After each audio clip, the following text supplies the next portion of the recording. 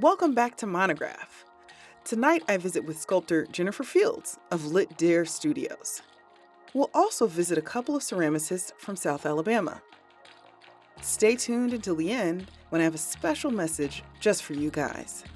But first, come on, let's get our hands dirty.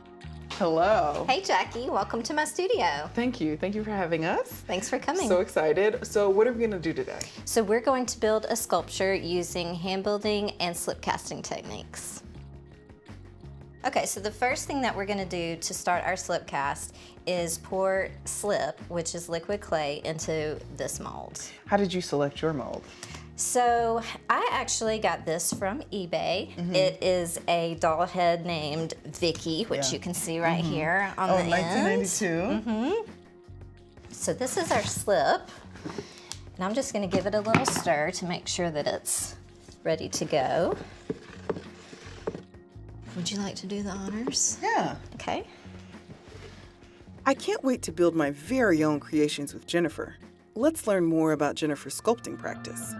I was actually taught how to throw when I was 12 by a farmer with clay that he dug and processed himself. My earliest influences came in the form of Appalachian craft and folklore and storytelling traditions. I was raised in North Alabama in the foothills of the mountains, and my parents imparted on me appreciation and respect for handmade items, as well as a connection and a resourcefulness of materials. My process involves hand building and slip casting raw clay, which I don't dig myself. I do purchase that. And then I either roll it out in a slab or build whatever, object I'm thinking of at the time. And then I typically combine with elements that I've found from nature or found objects that I've rescued from the thrift stores. Slip casting is a process where you take a liquid form of clay and pour it into a mold and let it set up. And then when you open the mold, you have the three-dimensional form. And then with hand building, it's building a structure from the clay instead of, say, centering it on a wheel and throwing it. You can either construct it from a pattern, like sewing a dress or assembling a kit, or you can use like a coil method. I mean, things do break, like that just happens, but a lot of times I will work with those breaks or fractures to turn it into something else. Because so much of my process is a discovery within itself. I feel like it's a collaboration with the clay and with my pieces to kind of help them become what they want to be as well. And so, just like us, just because something's broken doesn't mean that it's over. Clay body itself actually has memory. As it dries, it kind of sinks back into itself, and it gives it like a certain feeling of movement and gravity and weight.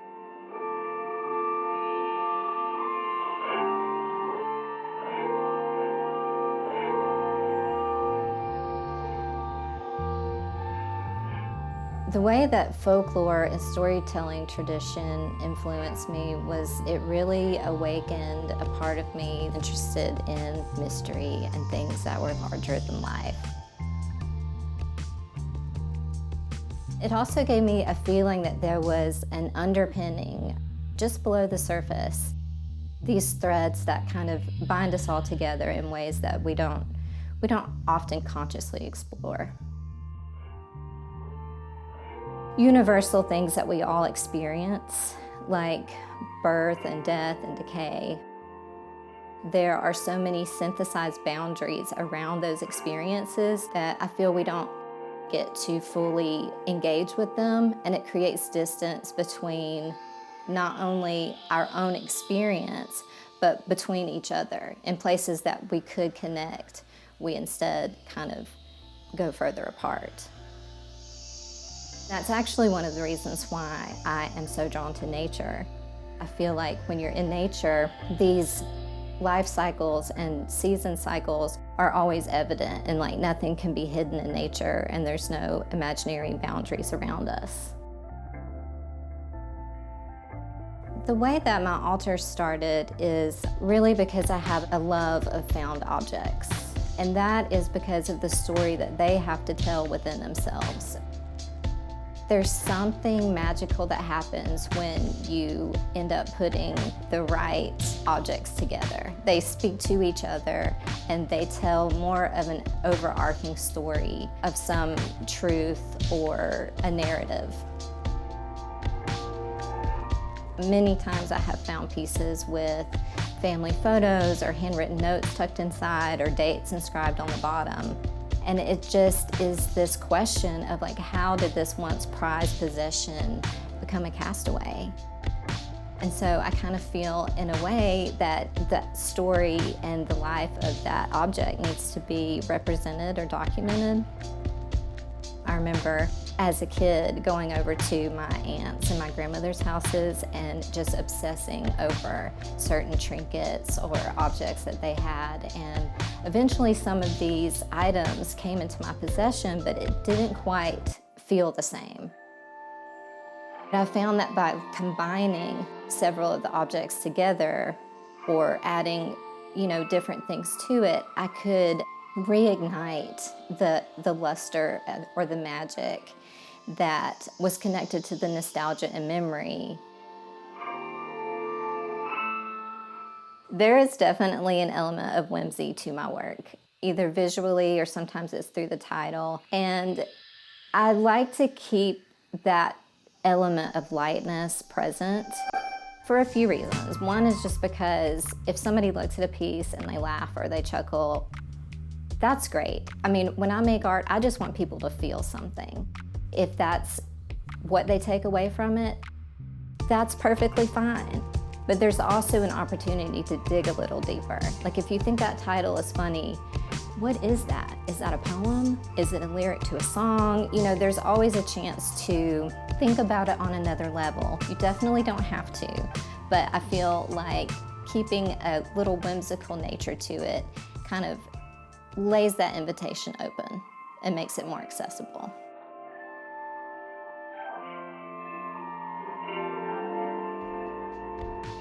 If I could give advice either to younger me or any younger artist, I would say, don't stop.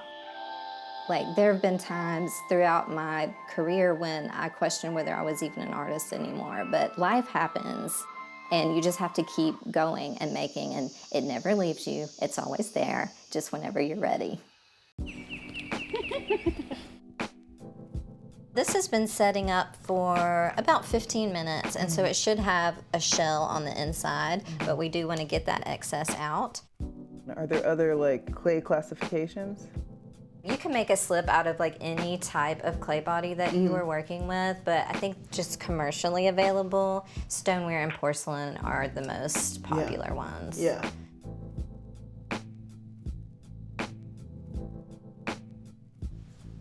Wow. You want to hold it? Yeah. It's very delicate. Slip casting, as a technique, was it started for objects of utility, or was it started for dolls and decorative objects? I think it was more for the decorative objects. It's because there was a time when any type of little tchotchke was more expensive and delicate because everything was made by hand and everything was made from actual porcelain, which would come from China, and so the trade in that would be a lot. And so after things became mass produced, then everybody could have little tchotchkes and doodads in their house. Nice. What do we do now? And so here in a little bit, after we attach it, we'll clean off all of the seams and everything, and then it'll be ready to go. And is that the technique that would have, when Vicky was originally made? Do you think? Do you think she was made a similar way? I do. I think that she's been reincarnated in this fashion several hundred times, probably. Yeah. We're going to start our hand building by rolling out some slabs to start the body of our sculpture. And so we'll just get some slabs going like this that will assemble into our piece. Hand building feels like sewing to me because you do use like patterns and you can kind of piece things together and help build them out that way. What are the artists that inspire your work? Louise Bourgeois is a huge influence. Everything from her actual work to just her philosophy. And you just pull it out after I finish cutting? Yeah, sometimes it's easier to remove the excess. Next up, we get down and dirty with some hand building. I'll help Jennifer get our tools ready.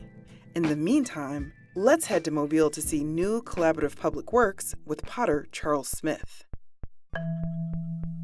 I list myself as an artist. You know, people try to give you these labels. Now they coming in telling these folks that they makers and all. I'm not a damn maker. I ain't making nothing. I'm documenting this particular culture that's in my head.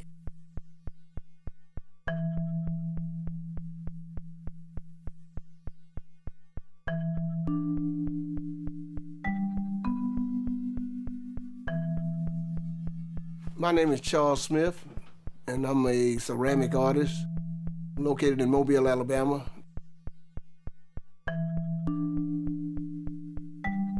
Everything gotta be perfect. You gotta have the perfect color, you gotta have the perfect balance, you gotta have the perfect shape.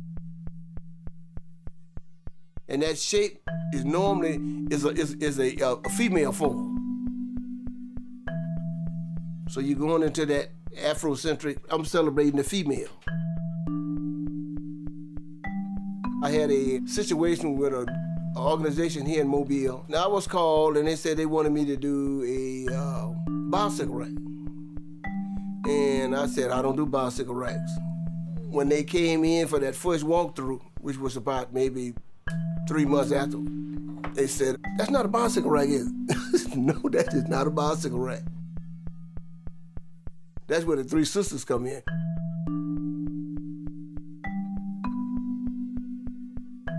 It ended up over at the city county building.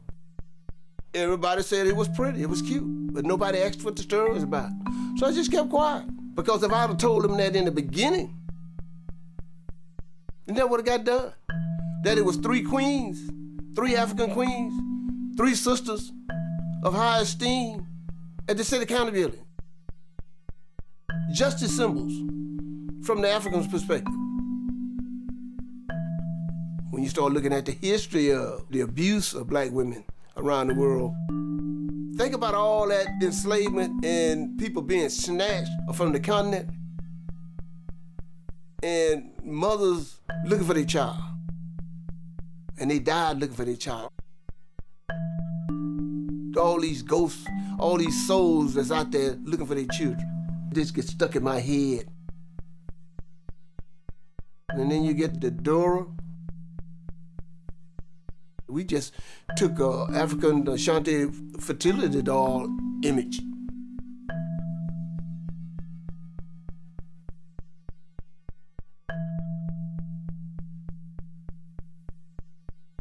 And then we did the Bantu knots, braids, because they used them when they was enslaved. Those braids was a map. It would tell you where to go if you need to run. So when you start looking at it, people start telling the story, and you start doing your own research, you'll see all this. That's come from a civilized group that know how to communicate without words. I paired with Frank, because I'm not a welder. I had that design hand, and knowing how clay worked and knowing how Frank worked, is that can we transfer those textures, that look of what I do into melt?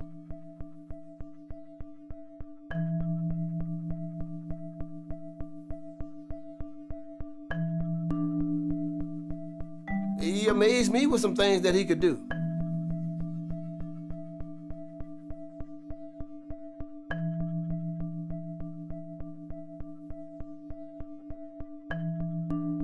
Well, the significance of this piece is talking about Africatown and their roots from Benin, from Africa.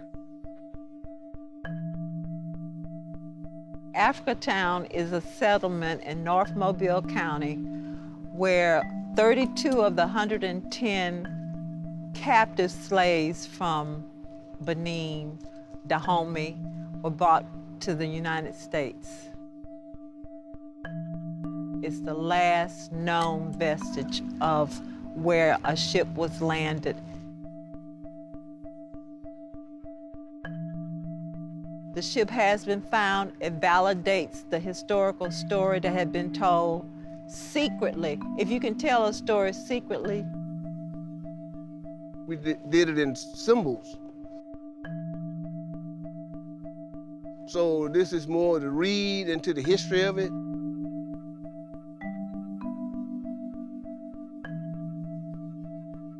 You know, when people can look at it, it don't have to have a direct meaning, but when you just see these symbols and the color variations and the texture, you're getting that ancestral spirit. These are things that you can communicate with. You start getting into your real African roots that, in my case, I'm the artist of the state. That's my job, is to record what's going on for the next generation. My thinking was, how can I get an image in Mobile? Because they didn't have any black image that I knew of. The commissioner was Monsieur Ludgood, set up this stuff for us to work on these different projects.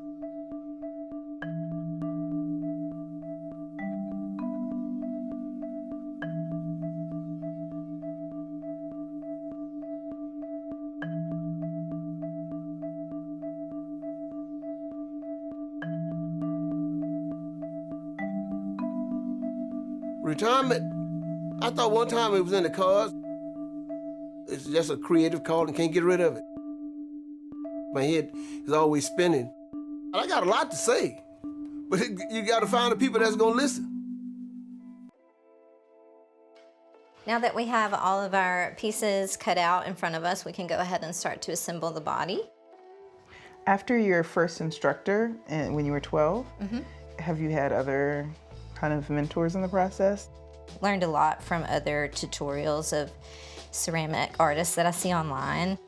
I also try to do a lot of tutorials like on my Instagram page, just because I've learned so much from other people that I like to just kind of share. And as many different people make ceramics is how many different ways there are to do something. And some people are strictly about the material, and then some people are more about the form and or function. For a while, I focused a lot more on functional pottery, but I just find pleasure in the sculptural aspects. I've used what they call wild clay, which is where you harvest it yourself, but it's a lot of work because you got to get all the sediment out of it and things like that. Would it affect once it gets in the kiln and everything? Definitely, because there are certain, like, I think it's lime is one of the, it's an element that's found in nature, but it can cause your ceramics to explode in the kiln because it absorbs too much moisture for the body. We're gonna put them together like this. So we'll just have to slip and score these two edges. And then when you get ready, you just kind of put them together, and then you can tap down on the table to kind of help them stick. And you can also use one of these paddles to kind of smooth out the place where you joined them together. Okay.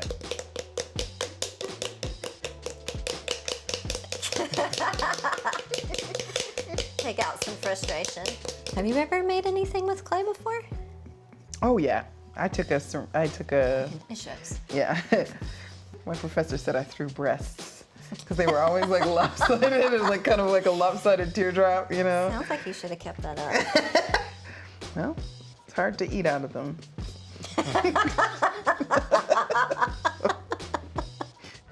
And I think now we're ready to attach our heads. Okay, I want to step back and really decide here. Yeah, and because you can also, like, the way that you attach the head can add a lot of attitude. So you could go to the side or back or down. She's kind of leaning, so I want to emphasize that further. Okay. My girl, Vicky. Yeah. Get it, Vicky. Usually when you're in the studio, do you like listen to music or listen to books or? I usually listen to music. I try to listen to books on tape, but sometimes I find that I just start listening to it and I stop moving and I'm just like listening. So music's better. So we'll set these to dry. What are the next steps? So after the bisque kiln, it'll be ready for glazing, and I will apply the glaze, and you can glaze it and fire it the same day. The glaze doesn't have to have like any kind of drying time or anything. How's that looking? That looks so good. Are you happy with it? I want to spend hours more on this, literally. Like, I can't express how swept up I've gotten in your process, but I know we still have to see some more art and talk to a few more folks. So. All right. I'm so excited to see how my piece turns out. As Jennifer said, it needs to dry for a while before we can fire it in the kiln. We've definitely got some cleaning up to do around here. So while we get to work, check out Fairhope sculptor Kyle Miller. My time in the military was pretty stressful. There was a lot to process from that, and ceramics is extremely meditative and helps to really work out those feelings. Ceramics is a medium that can be pretty harsh.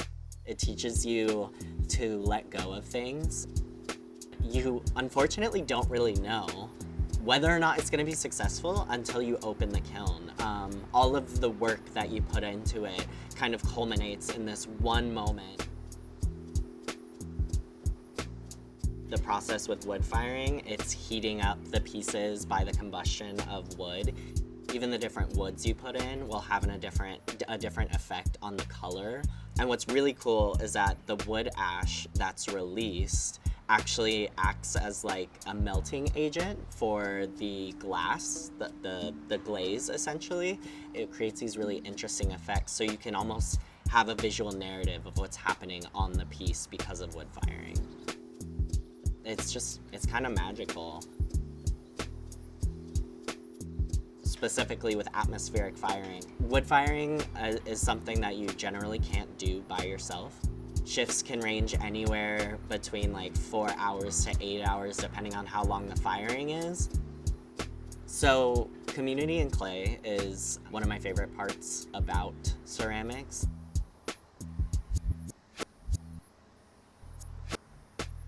Art's a form of communication.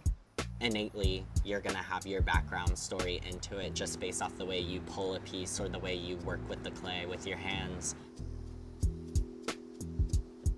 My mother was born in Bangkok, Thailand, but I also lived in the US and I'm also queer. And a lot of identity plays into like my everyday experience. So when I'm communicating through art, it generally has a way of coming out in a certain effect.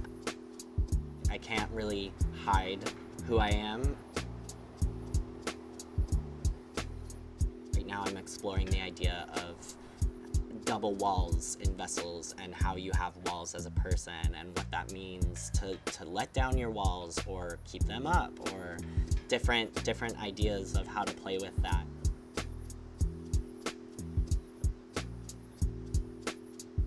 What I did in the military really shaped who I am now. I had experiences, especially like in the Middle East, that changed my perception of war or violence and gives me kind of a dual perspective. Like I've seen what it can do, and I also see the after effects that it has on people on both sides. So let's face it, like mental health is not something that we openly talk about. Interactions I had in the military have like brought me extreme shame and like depression and all of those things. But I think it's important to talk about it and it's important to communicate it. It's kind of pushed me towards art, and hopefully my art can kind of be an outlet for those intersectional conversations between like the military and a queer individual, or also like the conservative nature of serving in the military, but the liberal nature of like living in the US where we have these freedoms. So it's one way for me to kind of walk that line and feel out all this internal stuff.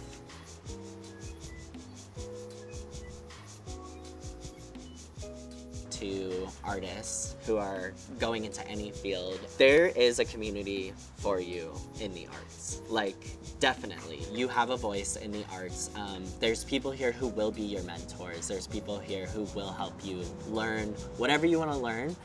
It may be tough to find them, but there is a community who supports your identity, and you should pursue whatever you want to pursue and, you know, bring the most of yourself to whatever you do. Before we close season 5, I have one last thing to share. It's been 5 great years visiting creatives across the state. Sadly, this is my last episode as Monograph's host. Still, maybe you'll see me again soon.